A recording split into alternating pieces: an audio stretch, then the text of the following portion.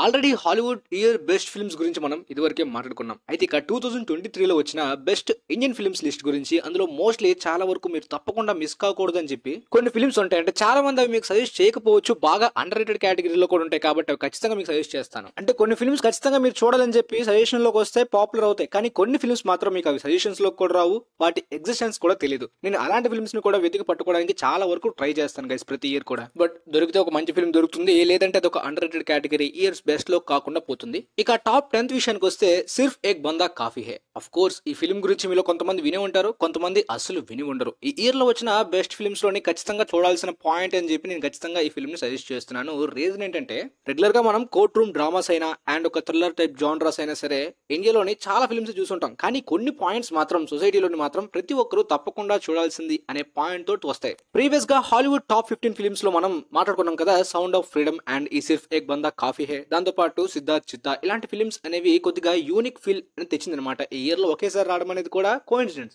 కానీ ఈ ఫిల్మ్ చాలా పవర్ఫుల్ గా ఉంటుంది గైస్. అది ఓన్లీ మనోజ్ బాజ్పేయి గారి పర్ఫార్మెన్స్ వల్ల అని చెప్పను. ఆ క్యారెక్టర్ ని డిజైన్ చేయడం అంటే, ఒక గాడ్ మ్యాన్ ని ఎదిరించాలంటే సొసైటీలోనే ఎవరి వల్ల కాదు ఎంత పెద్ద క్రైమ్ చేసినా. సో ఇలాంటి ఒక్క క్రైమ్ ని వదిలేస్తే ఎంత పెద్ద దారుణంగా సొసైటీ మారుతుందో, సో ఆ ఒక్క క్రైమ్ గురించి ఒక అతను పోరాడతాడు. సో ఆ స్టోరీ అనేది చాలా ఇంట్రెస్టింగ్ గా డిజైన్ చేశారు ఫిల్మ్ అంతా కూడా. లిటరల్లీ మనోజ్ బాజ్పేయి గారి రోల్ లో జీవించారు. సిర్ఫ్ ఏక్ బందా కాఫీ హే, ఒక మనిషి సరిపోతాడు అన్నట్టు. అంటే ఇయర్ లో వచ్చిన లిస్ట్ లోనే చాలా మంది మీకు ఈ ఫిల్మ్ సజెస్ట్ చేయకపోవచ్చు, ఎందుకంటే వాళ్ళు కూడా చూడకపోవచ్చు. అంత అండర్ రేటెడ్ అనమాట. అంత పెద్ద పాపులారిటీ అనేది ఫిల్మ్ ఎర్న్ చేయలేదు సోషల్ మీడియాలో కూడా, కానీ ఖచ్చితంగా వైరల్ అవ్వాల్సిందని నా ఒపీనియన్. ఇక ఆ తర్వాత టాప్ 9th ప్లేస్ విషయానికి వస్తే జిగర్ తందా XX. యాక్చువల్ గా ఈ ఫిల్మ్ ని థియేటర్స్ లోనే చూడాల్సింది, కానీ కొంతమంది అసలు వాళ్ళు అనవసరంగా నమ్మే అనిపిస్తుంది. కొంతమంది వీడియోస్ చేసి రివ్యూస్ ఇలాంటివి చూసిన తర్వాత అరే ఇంత పెద్ద ఆయనకి నచ్చలేదు కదా అని చెప్పి నేను ఆగిపోయాను. కానీ తప్పకుండా థియేటర్స్ లో చూడాల్సిన ఫిల్మ్ అనిపించింది, ఎందుకంటే ఆ ఎక్స్పీరియన్స్ అంత బాగుంది. చాలా వరకు విజువల్స్ గానీ, ఆ సెట్ డిజైనింగ్ గానీ, సినిమాటోగ్రఫీ గానీ, సౌండ్ మిక్సింగ్ గానీ, అంటే మీరు ఒక ఫిల్మ్ లో అనుకోండి, ఇవన్నీ వదిలేస్తే మీకు ఫిల్మ్ లోని స్టోరీ బాగా కనెక్ట్ అవుతుంది. ఫిల్మ్ లో అక్కడక్కడ స్మాల్ మైనర్ మిస్టేక్స్ కనిపించినా మనకి కంప్లీట్ గా ఆ స్టోరీ గానీ, మెయిన్ పాయింట్ గానీ చూస్తున్నప్పుడు వావ్, నిజంగా ఒక సొసైటీలోని సినిమా అంటే కేవలం ఎంటర్టైన్మెంట్ మాత్రమే కాదని చెప్పి, సినిమాకున్న పవర్ మీరు అనుకునే దానికన్నా ఎక్కువ అన్నట్టు చూపించింది ఫిల్మ్. సో ఆ పాయింట్ అయితే మాత్రం నాకు బాగా కనెక్ట్ అయింది గైస్. చాలా మంది ఈ పాత్రలోని రజనీకాంత్ గారు, కమల్ హాసన్ గారు లాంటి వాళ్ళు చేస్తుంటే ఇంకా బాగుండేది అని చెప్పారు. నిజంగా అలాంటి పెద్ద స్టార్స్ చేస్తుంటే ఇంకా పాపులారిటీ వచ్చి చాలా పెద్ద వైడ్ రీచ్ వచ్చేది. ఇప్పటికీ కమర్షియల్ గా హిట్ అయింది, కానీ అన్ని టైప్ ఆఫ్ ఆడియన్సెస్ కి ఒకే పాయింట్ కరెక్ట్ గా అర్థమవుతుందా అంటే, కార్తిక్ సుప్రాజ్ గారు చెప్పాలనుకున్న స్టోరీ టెల్లింగ్ గానీ, ఆ మెయిన్ పాయింట్ ని బాగానే ఎక్స్క్యూట్ చేశారు, చాలా ఎక్సలెంట్ గా ఎక్స్క్యూట్ చేశారు. ఆ స్మాల్ మిస్టేక్స్ వదిలేస్తే ఆ పాయింట్ కనెక్ట్ అయిన వాళ్ళకి మాత్రం ఈ ఫిల్మ్ ఖచ్చితంగా ఇయర్ లో బాగా సర్ప్రైజ్ చేస్తుంది. తర్వాత టాప్ 8 విషయానికి వస్తే విడుదలై పార్ట్ 1. రిలీజ్ అయిన టైంలోని బాగానే ప్రచారం అంతా జరిగింది ఫిల్మ్ కి. అఫ్ కోర్స్ రివ్యూస్ కూడా బాగా వచ్చాయి, కానీ నేను ఆ టైంలో మిస్ అయిన, వేరే ఊర్లో ఉండడం వలన చూడడానికి కుదరలేదు. సో అప్పుడంతా ఓకే, కానీ రిలీజ్ అయిన తర్వాత కూడా అంత మందికి కూడా ఈ ఫిల్మ్ ఆన్లైన్ లో వైరల్ ఆర్ బజ్ అవ్వకపోవడం వల్ల చాలా మంది ఫిల్మ్ ని ఈ ఇయర్ లో మిస్ అయ్యే అవకాశం ఉంది. కానీ ఖచ్చితంగా ప్రతి ఒక్కరు చూడాల్సిన ఒక ఎంగేజింగ్ పొలిటికల్ థ్రిల్లర్ అని చెప్తాను. అండ్ కంప్లీట్ స్టోరీ అంతా కూడా ఇందులోనే చూపించలేదు, కానీ చూపించిన ఆ స్ట్రాంగ్ ఇంట్రొడక్షన్, ఆ వరల్డ్ బిల్డింగ్ గానీ, క్యారెక్టర్స్ గానీ ఎంత పవర్ఫుల్ గా ఉన్నాయంటే, అబ్బో ఖచ్చితంగా సెకండ్ పార్ట్ ఎప్పుడు వస్తుందనే ఆతృత మనలోని క్రియేట్ చేస్తుంది. ఈ ఫిల్మ్ డ్రామాటిక్ గా అంత ఇంపాక్ట్ క్రియేట్ చేస్తుంది. వెట్రిమారన్ గారి డైరెక్షన్ చూస్తున్నప్పుడు అనిపిస్తుంది, ఇండియన్ సినిమాలోని మన టైంలోని ఒక రేరెస్ట్ జెమ్ లాంటి ఒక అతను దొరికారా అని చెప్పి ఫిల్మ్ లవర్స్ కి చాలా బాగా అప్రిషియేట్ చేయాలనిపిస్తుంది అలాంటి డైరెక్టర్ కి. సో అలాంటి డైరెక్టర్ ఫిల్మ్స్ థియేటర్స్ లోనే మిస్ కాకూడదని చెప్పి ప్రతి ఒక్కరికి అనిపిస్తుంది. కానీ ఇది 18+ ఫిల్మ్ కాబట్టి మీరు ప్రిపేర్ అయిపోవాల్సింది. ఫ్యామిలీస్ గానీ, గర్ల్స్ గానీ వాళ్ళతో కలిసి చూస్తున్నప్పుడు కొంతగా అన్కంఫర్టబుల్ గా ఫీల్ అయినప్పటికీ రియలిస్టిక్ గా సినిమాలు అంటే అలానే ఉంటాయి. ఇక ఆ తర్వాత టాప్ 7th విషయానికి వస్తే సప్త సాగర దాచే ఎలో సైడ్ ఏ. యాక్చువల్ గా కన్నడ ఇండస్ట్రీకి ఈ ఇయర్ చాలా బ్యాడ్ కమర్షియల్ గా, కానీ కంటెంట్ వైజ్ గా రక్షిత్ శెట్టి గారు అయితే మాత్రం మంచి ఫిల్మ్ ని అందించారు. అండ్ లాస్ట్ ఇయర్ ఆయన చార్లీ 777 ఫిల్మ్ కూడా నాకు చాలా బాగా నచ్చింది. ఈ ఫిల్మ్ చూస్తున్నప్పుడు నాకు అనిపించింది ఏంటంటే, కొన్ని కథలు ఉంటాయి గైస్, కొన్ని లవ్ స్టోరీస్ అనేవి, అంటే అవి ఎందుకు పుట్టే తెలియదు, అసలు ఎలా స్టార్ట్ అయ్యో మనకు తెలియదు, కానీ ఎందుకు అవి స్ట్రాంగ్ లవ్ స్టోరీస్ అని చెప్పాలనుకునే కథలు అనమాట. అంటే లవ్ గురించి ఏదైనా చేస్తాను, ఏదైనా పొడి చేస్తాను అనే డైలాగ్స్ కానీ ఎగ్జాగరేట్ చేయడం కాదు, రియల్ ఎమోషన్ అనేది ఎంత పెయిన్ఫుల్ గా ఉంటుందో, ఎంత సఫర్ ని భరించాలో ఖచ్చితంగా ప్రతి ఒక్కరు చూడాల్సిన ఫిల్మ్ అని చెప్తా. అంటే అఫ్ కోర్స్ మీకు ఒక లవ్ స్టోరీ ఫిల్మ్స్ నచ్చు అనుకోండి, అయినా కూడా తప్పకుండా మీరు ఫిల్మ్ లవర్ అయితే ఈ ఫిల్మ్ ని మిస్ కాకండి అని చెప్తాను. సైడ్ ఏ అయితే వచ్చింది గైస్, సైడ్ బి అంటే పార్ట్ 2 ఇంకా రాలేదు ఓటీటీలోని. ప్రస్తుతానికి ఒక ఫిల్మ్ సజెస్ట్ చేస్తే సరిపోతుంది, ఎందుకంటే ఒక ఫిల్మ్ చూసిన తర్వాత ఆ రిమైనర్ స్టోరీ చూడడానికి కూడా మనం ఆతృతగా ఎప్పుడు వస్తే అప్పుడు చూసేస్తాం. So don't miss it. ఇక ఆ తర్వాత టాప్ 6th ఫిల్మ్ విషయానికి వస్తే 2018. ఈ ఫిల్మ్ నేను థియేటర్ లోనే చూసాను గైస్. చూసి మన ఛానల్లోనే రివ్యూ కూడా అప్లోడ్ చేశాను. ఒకవేళ మీరు అప్పుడు మిస్ అయ్యి ఉంటే థియేటర్స్ లోని, ఇప్పుడు మాత్రం ఓటీటీలోని అసలు మిస్ కాకండి. రెగ్యులర్ సర్వైవల్ థ్రిల్లర్స్ గానీ, సర్వైవల్ డ్రామా ఫిల్మ్స్ గానీ చూసుంటారు, కానీ ఇది మాత్రం చాలా డిఫరెంట్ అండ్ రేర్ గా అనిపిస్తుంది అనమాట. ఆ ఎక్స్పీరియన్స్ అయితే మాత్రం థియేటర్స్ లోనే ఇంకా ఎక్కువ ఇచ్చింది. అనిపించింది. మీరు మిస్ అయ్యి ఉంటే మాత్రం అది మీ బ్యాడ్ లక్. బట్ ఓటీటీలో కూడా అస్సలు మిస్ కాకండి. అఫ్ కోర్స్ మనకు తెలిసిందే మలయాళం ఇండస్ట్రీలోని రైటింగ్ పరంగా, కంటెంట్ పరంగా డెలివర్ చేయాల్సిన స్ట్రాంగ్ పాయింట్స్ ని అద్భుతంగా డెలివర్ చేస్తారు. అది కూడా కమర్షియల్ గా డెలివర్ చేస్తే ఆ కిక్ వేరే లెవెల్లో ఉంటుంది. సో ఈ ఫిల్మ్ అనేది మెయిన్ స్ట్రీమ్ ఫిల్మ్ లానే ఉంటుంది. అందుకని కమర్షియల్ గా ఇండస్ట్రేట్ గా నిలిచింది. అంటే స్టార్టింగ్ అంతా కూడా చెప్పాలనుకున్న స్టార్టింగ్ ఇంట్రడక్షన్ పాయింట్స్, ఆ తర్వాత మెయిన్ ప్రాబ్లమ్స్ అన్నిటిని చూపించినప్పుడు ఫిల్మ్ లవర్స్ ఆ స్టోరీ టెల్లింగ్ లోని ఇన్వాల్వ్ అయ్యి, ఆ క్యారెక్టర్స్ కి కనెక్ట్ అయ్యి, ఆ ఎమోషన్ పాయింట్ గానీ, ఆ హ్యూమానిటీ వాల్యూస్ గానీ, ఆ స్టోరీలో ఉన్న థ్రిల్ ని మనం కూడా ఎక్స్పీరియన్స్ అయ్యేలాగా చేస్తుంది ఈ ఫిల్మ్. ఒక అతను ఈ ఫిల్మ్ ని 2012 యుగాంతం ఫిల్మ్ తోటి కంపేర్ చేశారు. మీరు హాలీవుడ్ లో చూసుంటారు. దానికి హెవీ విఎఫ్ఎక్స్, ఒక పెద్ద సునామీ, అంతా కూడా మనం విఎఫ్ఎక్స్ గురించి, ఆ సునామీ గురించి ఎక్సైట్ అవుతాం. కానీ మెయిన్ పాయింట్ ఏంటి? హ్యూమన్ ఎమోషన్స్, ఆ క్యారెక్టర్స్, వాళ్ళ జర్నీ. అంటే మనకి యుగాంతం సినిమాలోని ఎప్పుడు సునామీ వస్తుందో అందరిని ఎత్తుకెళ్ళిపోతుందని చూస్తాం, కానీ ఇక్కడ మాత్రం అలా జరగకూడదు, బ్రతకాలి అందరూ అనుకుంటాం. అదే స్టోరీ టెలింగ్ లోని ఒక మ్యాజిక్ అనమాట, పాయింట్ ని సరిగ్గా ఎగ్జిక్యూట్ చేయడం. ఇక టాప్ 5th ప్లేస్ లోని 2 మెయిన్ స్ట్రీమ్ ఫిల్మ్స్ ని ఒకేసారి సజెస్ట్ చేయాలనుకుంటున్నాను. ఎందుకంటే ఈ 2 ఫిల్మ్స్ కి కూడా యునానిమస్ గా పాజిటివ్ రెస్పాన్స్ అనేది, అంటే చాలా చోట్ల కొన్ని మిక్స్డ్ రివ్యూస్ కానీ, రిసెప్షన్ కానీ మీరు వినే ఉంటారు. అంటే కొంతమంది అయితే మాత్రం యానిమల్ ని బాయ్కాట్ చేయాలి, చూడకూడదు అన్న వాళ్ళని, మరొక పెద్ద మనిషి డంకిలో చూపించిన పాయింట్ నాకు క్లారిటీగా అర్థం కాలేదు, మరి ఎందుకు అగ్రీ చేయాలి అంటున్నారు. నిజంగా అర్థం కాకుండా నువ్వేలా అగ్రీ చేస్తావు? సో ఈ 2 ఫిల్మ్స్ అనేవి ఫిల్మ్ లవర్స్ ఎందుకు అస్సలు మిస్ కాకూడదు ఖచ్చితంగా సజెస్ట్ చేస్తున్నాను, చెప్తాను ఎందుకు. యానిమల్ విషయానికి వస్తే ఇద్దరు ఫాదర్ సన్ క్యారెక్టర్స్ మధ్య జరిగే స్టోరీ కదా. నాకైతే ఫాదర్ సన్ ఎమోషన్ కనెక్ట్ కాలేదని కొంతమంది అనడం, దాంతోపాటు కంప్లీట్ మిసోజినిస్టిక్ గా అనిపించింది. మరి కొంతమంది యాటిట్యూడ్ గా అండ్ హెవీ మాస్కులినిటీ, దాంతోపాటు అన్నెసరీ బోల్డ్ సీన్స్ ని, అన్నెసరీ ఓవర్ ఎగ్జాగరేట్ చేసేలాంటి అలాంటి వర్స్ట్ ఎలిమెంట్స్ ని అండ్ విలన్ క్యారెక్టర్ ని సరిగ్గా యూజ్ చేసుకోలేదు. ఇలాంటి పాయింట్స్ అయితే నాకు చాలా మంది చెప్పారు. అఫ్ కోర్స్ వాటిని నేను అగ్రీ చేస్తాను. ఈ ఫిల్మ్ లోని ఫాదర్ సన్ ఎమోషన్ అనేది మెయిన్ గా కనిపించినప్పటికీ అసలు ఆ ఎమోషన్ అనేది మెయిన్ గా ఉండదు. బిహేవ్ చేసే ఆ యాటిట్యూడ్ గానీ, హెవీ మాస్కులిన్ గానీ, ఇవన్నీ కూడా మిసోజినిస్టిక్ గా, అసలు అన్నెసరీ బోల్డ్ గా ఇలాంటివి అనిపిస్తున్నప్పటికీ గైస్ ప్రతి హ్యూమన్ కి కూడా ఈ క్యారెక్టర్ ఆలోచించే ఐడియాలజీ గానీ, ఆ పాయింట్ గానీ సరిగ్గా కన్వే కాదు. రీజన్ ఏంటంటే ఈ క్యారెక్టర్ ఒక హ్యూమన్ కాదు, యానిమల్ అని టైటిల్ లోనే చెప్పేశారు. సో యానిమల్ తీసుకునే ఆ డిసిషన్ గానీ, ఆ ఆలోచనలు గానీ ఒక హ్యూమన్ అవతారంలో ఉన్నప్పుడు ఖచ్చితంగా అవన్నీ కూడా ఎగ్నెస్ట్ గా ఉంటాయి కంప్లీట్ గా హ్యూమానిటీకి. చూపించాలనుకున్నప్పుడు సడన్ గా ప్రేమను హెవీగా చూపిస్తుంది, కోపం వచ్చినప్పుడు వెంటనే కోపం అయిపోతుంది, అండ్ మూడు వచ్చినప్పుడు వెంటనే బెడ్డెక్కుతుంది. ఈ విధంగా ఉంటుంది అనమాట ఆ క్యారెక్టర్ తీసుకునే డిసిషన్స్ కానీ అన్ని కూడా. కానీ ఆ క్యారెక్టర్ ఎంత హై లెవెల్ కి వెళ్ళింది ఒక స్ట్రాంగ్ పాయింట్ గురించి అనేది ఈ ఫిల్మ్ లో చూపించారు సందీప్ రెడ్డి వంగ గారు. అది మనకి టాక్సిక్ రిలేషన్ లా అనిపిస్తుంది. అఫ్ కోర్స్ అర్జున్ రెడ్డి, కబీర్ సింగ్ కూడా టాక్సిక్ లవ్ స్టోరీసే. సో స్టార్టింగ్ లో మనకు ఆ క్యారెక్టర్ తీసుకునే హై లెవెల్ డిసిషన్స్ అనేవి అరే ప్రాణాలు పోతాయి అనే రేంజ్ కి వెళ్తుంది. సెకండ్ హాఫ్ లో ఆ క్యారెక్టర్ తీసుకునే డిసిషన్స్ వల్ల సఫర్ అయిన పాయింట్స్ చూపిస్తారు. సో ఈ విధంగా ఆ క్యారెక్టర్ స్టడీని, ఆ క్యారెక్టర్ జర్నీలో ఇన్వాల్వ్ అయితే డ్రామా చాలా ఎంగేజింగ్ ఉంటుంది. సో వంగ గారి స్టోరీ టెల్లింగ్ లో ఆ పాయింట్ మాత్రమే కాదు, మ్యాడ్ లెవెల్ సీన్స్ ఉంటాయి అనమాట. అవి చాలా యూనిక్ గా, డిఫరెంట్ గా ఉంటాయి.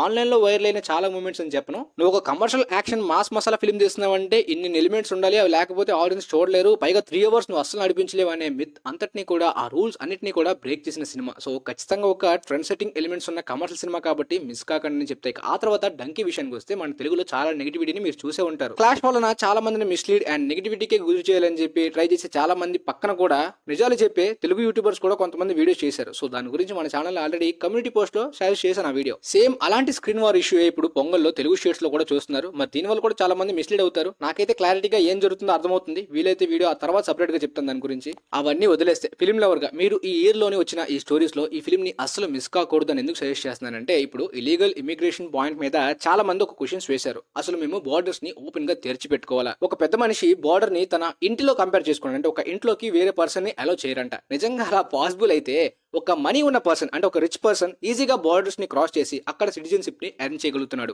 కానీ ఆ రిచ్ వాడికి ఫారెన్ యూజ్ ఏమీ ఉండదు, ఎందుకంటే వాడి దగ్గర ఆల్రెడీ డబ్బులు ఉన్నాయి. కానీ ఎక్కువ యూజ్ ఎవరికి? పూర్ పీపుల్ కి. ఓన్ కంట్రీలో బ్రతకలేక చాలా వరకు చావు ప్రాణాలకి తెగించి మరీ బార్డర్స్ ని క్రాస్ చేసి వెళ్తున్న వాళ్ళ మీద ఎన్ని దారుణాలు జరుగుతున్నాయి. అఫ్ కోర్స్ వెళ్ళిన వాళ్ళ మీద ఫారెన్ వాళ్ళు పెడుతున్న కండిషన్స్ ఏంటి, ఆ కండిషన్స్ వల్ల తిరిగి ఇంటికి ఎలా వెళ్ళగలుగుతారు, ఇలాంటి చాలా సిచ్యువేషన్స్ అయితే చాలా బాగా హ్యాండిల్ చేశారు. ఎస్ఆర్కే గారి ఫిల్మ్స్ చాలా వరకు ఫారెన్ లో చూసారు కాబట్టి ఫారెన్ వాళ్ళకి హిరానీ గారు ఏం చెప్పాలనుకుంటున్నారో కొంతవరకు చెప్పగలిగారు. అదేంటంటే, అంటే ప్రాణాలు పోతున్నాయి కాబట్టి మీరు ఆ రూల్ పెట్టారు కాబట్టి ప్రాణాలు పోవడంలోని ఇంకొక ఆప్షన్ ఉన్నా దాన్ని వాళ్ళు కన్సిడర్ చేయరంట. ఓన్లీ ఒక్కదాని గురించి, అది నేను చెప్తే స్పాయిలర్ అవుతుంది, అందుకని చెప్పట్లేదు. అలాంటి రూల్స్ వల్ల ఒక హ్యూమన్ రిలేషన్ అనేది, హ్యూమన్ ఎమోషన్ అనేది ఎంత దారుణంగా దెబ్బతింటుంది చాలా ఏళ్ల తర్వాత అనేది మీకు క్లారిటీగా ఫిల్మ్ ఎండింగ్ కి చూపించారు. అంటే ఆ రూల్ పెట్టడం మీది తప్పు, దాంతో పాటు ఆ రూల్ ని అగ్రి చేసిన వీళ్ళది కూడా తప్పు అన్నట్టే చూపించారు. సో అలాంటి తప్పు చేయకూడదని చెప్పి స్టోరీ ద్వారా చెప్పారు. నిజంగా ఆయన తీసుకున్న పాయింట్ ని బాగా ఎగ్జిక్యూట్ చేశారు. సో ఇలాంటి పాయింట్స్ అనేవి ఇండియాలో మీరు ఎప్పుడు చూసుండ్రు. ఈవెన్ హాలీవుడ్ లో కూడా ఇలాంటి కాన్సెప్ట్స్ రేర్ అని చెప్పాలి. అఫ్ కోర్స్ ఇప్పటికే రాష్ట్రపతి భవన్ లో గానీ చాలా మంది ఫారినర్స్ కి స్పెషల్ స్క్రీనింగ్ లో ఫిల్మ్ చూపించినప్పటికీ నా ఒపీనియన్ ఒక వెస్టర్న్ ఫిల్మ్ ఫెస్టివల్స్ లో బాగా ప్రమోట్ చేసుకోవాల్సింది అనిపించింది.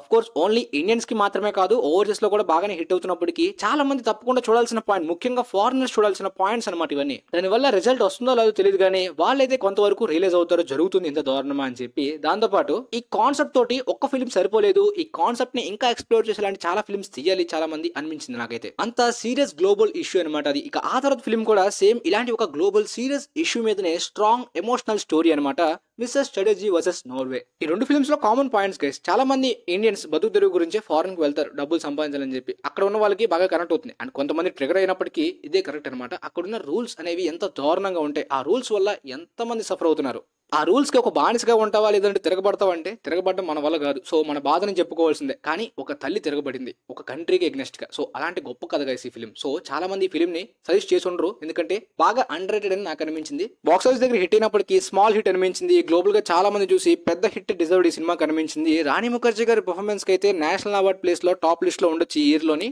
నిజంగా అంత రియలిస్టిక్ గా ఎలా జీవించారు ఈ పాత్రలో అనిపించింది, అంతే ఎమోషన్ కూడా నాకైతే పర్సనల్ గా కనెక్ట్ అయింది. దాంతో పాటు ఇది రియల్ స్టోరీ అని చెప్పగానే గూజమ్స్ వచ్చే లిటరల్లీ. రియల్ ఈవెంట్స్ నే బేస్ చేసుకుని తీసిన స్టోరీ అనమాట, రియల్ గా చాలా వరకు జరుగుతున్న స్టోరీ కాబట్టి. కానీ ఆ ఎమోషన్ ని ఎంత స్ట్రాంగ్ గా ఫిల్మ్ లో ఎక్స్క్యూట్ చేయడం అంటే నార్మల్ విషయం కాదు. సో ఫిల్మ్ మేకర్స్ కి కూడా బాగా అప్రిషియేట్ చేయాల్సిందే. ఇక టాప్ 3 ప్లేస్ విషయానికి వస్తే పోర్తోయిల్. మీరు detective, mystery thrillers, serial killer thrillers బొచ్చుడు చూసి ఉంటారు, మరి దీన్ని ఎందుకు చూడాలి బ్రో అనుకుంటే ఖచ్చితంగా మిస్ అయితే మీకే నష్టం. ఎందుకంటే అంత యూనిక్ గా డిఫరెంట్ గా చాలా సర్ప్రైజింగ్ అనిపించింది నాకైతే ఫిల్మ్. స్టార్టింగ్ లో ఇంట్రెస్టింగ్ గా థ్రిల్లింగ్ గానే వెళ్తుంది గైస్. అఫ్ కోర్స్ చాలా ఫిల్మ్స్ చూసుంటాం కదా ఇందులో స్పెషాలిటీ ఏంటి అనుకుంటాం మనం, కానీ తర్వాత స్టోరీలోకి వెళ్ళిన తర్వాత ఓ ఇంట్రెస్టింగ్ గా ఉంది, డిఫరెంట్ గా ఉంది అనిపిస్తుంది. ఇక ఆ తర్వాత సెకండ్ హాఫ్ వచ్చిన తర్వాత అబ్బో ఇదే ఇంకా డిఫరెంట్ గా ఉంది అనిపిస్తుంది.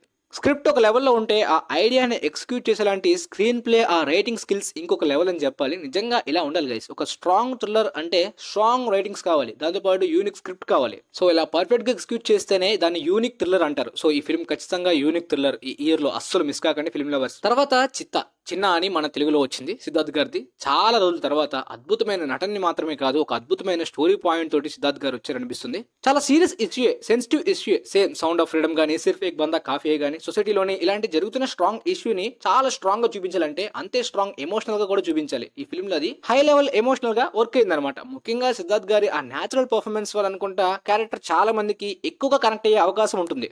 అఫ్ కోర్స్ తమిళ ఇండస్ట్రీలోని చాలా సీరియస్ ఇష్యూస్ ని డ్రామాటిక్ గా రియలిస్టిక్ గా చూపించడానికి ట్రై చేస్తారు. ఇది కూడా ఆ విధంగానే బాగా రియలిస్టిక్ గా వర్కౌట్ అయిన ఫిల్మ్స్ లో ఒకటి, కానీ ఖచ్చితంగా మిస్ కాకండి.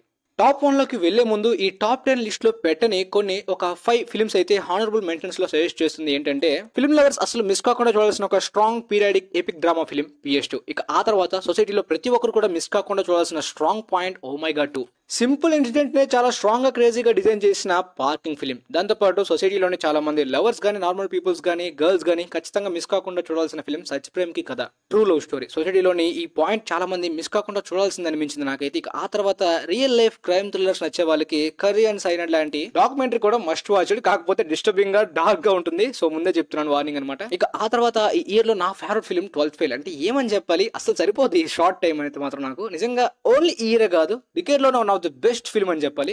రియల్ లైఫ్ స్టోరీ పాయింట్ తీసుకోవడం పెద్ద గొప్పతనం కాదు, వినగానే నార్మల్ గా మనకి స్ట్రేంజ్ గా ఇన్స్పిరేషన్ గా అనిపిస్తుంది. కానీ దాన్ని ప్రతి సీన్ లో కూడా స్ట్రాంగ్ గా ఎగ్జిక్యూట్ చేయాలంటే సినిమా పరంగా చాలా చాలా కష్టం. ఎందుకంటే చాలా మందికి స్టడీస్ అంటే అంతగా నచ్చవు. ఈ సినిమా చూసిన తర్వాత మీరేదో పెద్ద స్టడీ పొజిషన్ లోకి వెళ్ళిపోవాలంటే IAS IPS చేస్తారని కాదు, అలాంటి మోటివేషన్ మీకు ఇవ్వకపోయినా మీకైతే మాత్రం సినిమా చూసిన తర్వాత ఏం స్టోరీ రా బాబు, ఏం ఎమోషన్ రా బాబు, ఖచ్చితంగా మీ హార్ట్స్ కి టచ్ చేసేలాంటి ఒక beautiful cinema this is cinema. ఈ ఇయర్ లో నాకైతే మాత్రం చాలా గ్రేట్ ఎక్స్పీరియన్స్ ఇచ్చింది ఈ ఫిల్మ్. అంటే ఇప్పటివరకు సజెస్ట్ చేసిన ఫిల్మ్స్ అన్ని కూడా ఒక 8.8 కో 8.9 కో ఆ రేంజ్ రేటింగ్స్ ఇస్తే ఈ ఫిల్మ్ కి 9.2 దాటి ఇవ్వాలి అనే రేంజ్ లో అనిపిస్తుంది. అంటే ఆ లెవెల్ ఇంపాక్ట్ అయితే మాత్రం రిమైనింగ్ ఫిల్మ్స్ తో కంపేర్ చేయాలని ఈ ఇయర్ లోని ఈ ఫిల్మ్ మాత్రం నాకు చాలా స్పెషల్. మోస్ట్ ఇన్స్పిరేషన్ స్టోరీ అని మాత్రమే కాదు, ఎమోషన్స్ గానీ, హ్యూమర్ గానీ, క్యారెక్టర్స్ గానీ, కాన్ఫిడెంట్స్ గానీ ఎంత పవర్ఫుల్ గా కనెక్ట్ అవుతాయంటే ఇలాంటి స్టోరీస్ సొసైటీకి గానీ, యూత్ కి గానీ ఎందుకు అవసరం అంటే వాళ్ళు ఖచ్చితంగా పెద్ద ఇన్స్పిరేషన్ మోటివేషన్ తీసుకోకర్లేదు, ఒక ఎనర్జీ అనేది ఫిల్మ్ నింపి వెళ్ళిపోతుంది. ఆ ఎనర్జీ కావాలి. సినిమా అంటేనే ఒక ఎనర్జీ, ఒక స్ట్రాంగ్ కిక్ అనమాట. ఈ ఫిల్మ్ ఆ కిక్ ని ఖచ్చితంగా మీ అందరికి ఇస్తుంది. విధువినోద్ చోప్రా గారు చాలా అద్భుతంగా డెలివర్ చేశారు. అండ్ విక్రమ్ మెస్సీ ఈ ఇయర్ లోనే టాప్ నేషనల్ అవార్డ్ కంటెండర్స్ లో ఖచ్చితంగా ఉంటారు. ఒక గొప్ప కథ, ఒక గొప్ప డైరెక్టర్ తో వర్క్ చేసినప్పుడు ఇలాంటి స్మాల్ యాక్టర్స్ లో ఉండే స్ట్రాంగ్ టాలెంట్ కూడా బయటకు వస్తుంది. So that's it guys. మీకైతే లిస్ట్ క్లారిటీగా అర్థమైంది అనుకుంటా. ఈ ఇయర్ లో మీ ఫేవరెట్ ఇండియన్ ఫిల్మ్స్ ఏంటో, అవి ఎందుకు మీకు ఫేవరెట్ కూడా క్లియర్ గా రీజన్స్ అనేవి కామెంట్స్ లో పెట్టాలి. లాస్ట్ హాలీవుడ్ వీడియోలో ఎవరు కూడా సరైన స్ట్రాంగ్ రీజన్స్ పెట్టినట్టు అనిపించలేదు. మీకు ఒక ఫిల్మ్ బాగా నచ్చితే ఎందుకు బాగా నచ్చిందో దాన్ని షేర్ చేసుకోండి ఒక ఫిల్మ్ ఎవరికి నాతోటి కింద కామెంట్స్ లో. అండ్ ఈ Indian films video and Hollywood films video వీలైతే మీ ఫ్రెండ్స్ లో కూడా చాలా మందికి సజెస్ట్ చేయండి, షేర్ చేయండి. And thanks for watching.